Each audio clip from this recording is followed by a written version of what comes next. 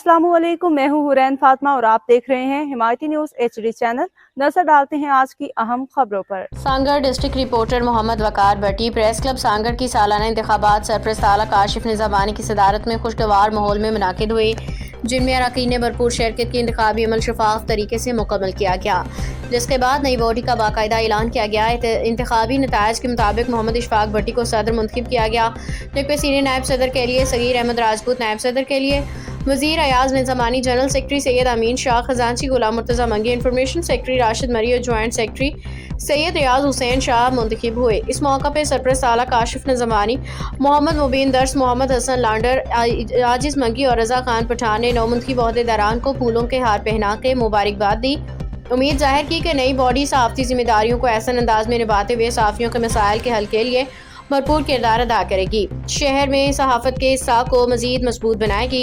तकरीब के दौरान अरकान ने नई क़यादत पे मुकम्मल एतमाद का इजहार किया और इस अज़म का अदा किया कि प्रेस क्लब को मज़ीद फ़ाल, मुतहिद और बावकार इदारा बनाने के लिए मुश्तरका कोशिशें जारी रखी जाएंगी। तकरीब खुशी और भाईचारे के माहौल में इख्तिताम पजीर हुई।